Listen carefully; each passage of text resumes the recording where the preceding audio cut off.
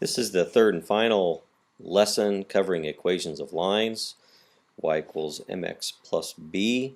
In the first lesson, we discussed how to graph an equation of the line y equals mx plus b. In the second lesson, we talked about how to come up with the equation if you were given the slope and a y-intercept, or you're given the slope and another point that wasn't the y-intercept. In this third installment, we are going to cover coming up with the equation of a line given a couple of points. Now you might be given 2 points and neither is the y-intercept. Example below is -1, 2 and the point 2, 4. Neither one of those is the y-intercept, but with those 2 points we can come up with the equation of a line. Now sometimes they're going to give you those 2 points in a table. Again, here you can see those same 2 points, -1, 2 and 2, 4 in a table. There's also another point, 5, 6. If you wanted to come up with the equation of this line, you could use any 2 of those 3 points. In another situation, you might have to come up with 2 points on your own from a graph. Now you'll notice that this graph, the y-intercept, is somewhere between 2 and 3. So we don't know exactly where the y-intercept is, so we're going to have to come up with 2 other points to use to come up with this equation, and we're looking for whole number to use. Well, let's go over an example. If you use those 2 points you are given, or you get 2 points out of the graph, or 2 points out of the table, the procedure is exactly the same. We want to use those 2 points to calculate the slope and to calculate the y-intercept. Alright, so here's our first example. Find the slope-intercept form of the equation. Again, we're trying to come up with an equation in the form of y equals mx plus b.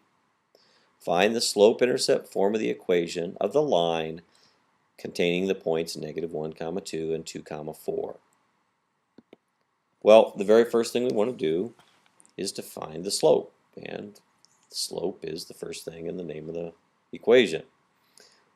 So we have this equation that we've talked about several times.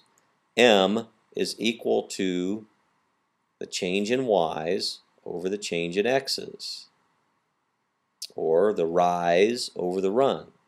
Either way you say it. But a lot of you get confused with this equation because this y2 and y1 and x2 and x1, you try to figure out, well, okay, which y is y2, which y is y1. What I recommend to everybody that's come and talked to me is to label them. So here's the 2 points we were given, -1, 2 and 2, 4. Well, this is the first x, so I've labeled it x1. This is the first y, so I've labeled it y1.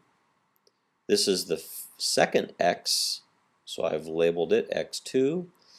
This is the second y, so I've labeled it y2. Now, all we have to do is to substitute those values in the slope equation. So 4 goes in place of y2. 2 goes in place of y1. This 2 goes in place of x2. And -1 goes in place of x1. So this is what we get. 4 minus 2, which is equal to 2, and 2 minus -1, which is equal to 3. And we've calculated our slope. Our slope for this equation that we're trying to come up with is 2/3. So m is equal to 2/3.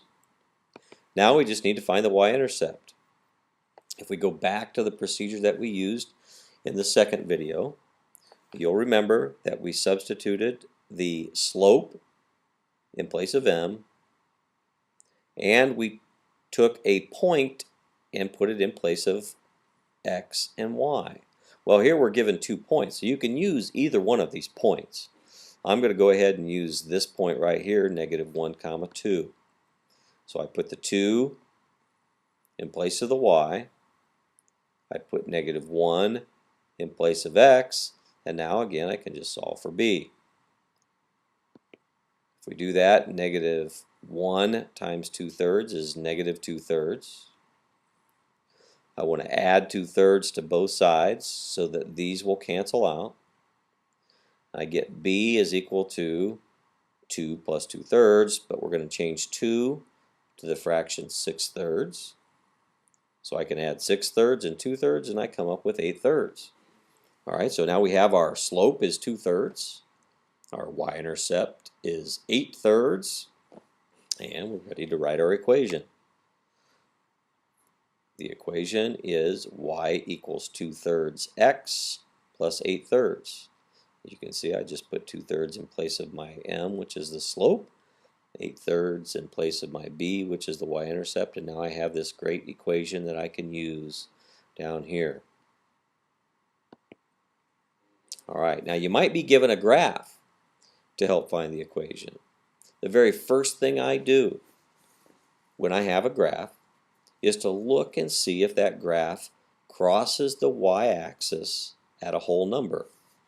In this case, the graph crosses right down here at -2, so it is a whole number. That really makes our job a lot easier. So our y-intercept, we already know what that is. We don't have to calculate it. It's already -2. b is equal to -2. Now all we have to do is to find the slope. If we go up this line and we look for places where this line crosses exactly at a point, here's one, 3, -1. Also down here at -3, -3.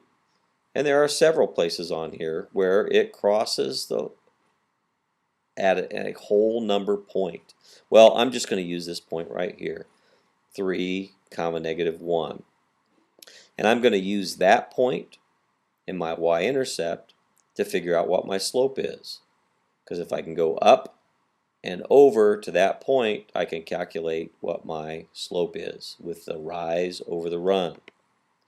So if I count the rise and I count the run, I will go up 1, so the rise is 1. I will go to the right 1, 2, 3, so the run is 3. So my slope here in this equation is 1/3. Now you know what? If I go up 1 and I go over 1, 2, 3, going to get to that point right there. Is another place I could have used. I go up 1 and over 1, 2, 3. It crosses there again. So this slope is 1/3. The y-intercept is -2. All I have to do is to put those numbers in my equation y equals mx plus b, and I get my answer. Now you'll notice these two equations are slightly different.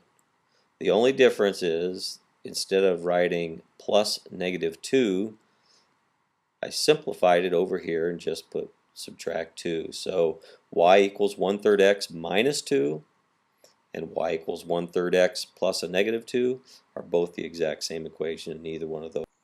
Well, I hope the information from these 3 videos helps you know a little bit more about the equation y equals mx plus b. We are going to continue to use this in the next unit quite a bit. We're going to talk not just about one line, but about systems of linear equations, which means we have more than one line. We're going to have to know how to graph those lines. We're going to have to know how to come up with those equations of the lines. So this unit with these last 3 videos is very, very important. Hope you do well on your final exam. I'll have another video that will review some of the other information that's going to be on the final exam. Like I said, I hope it helps you prepare.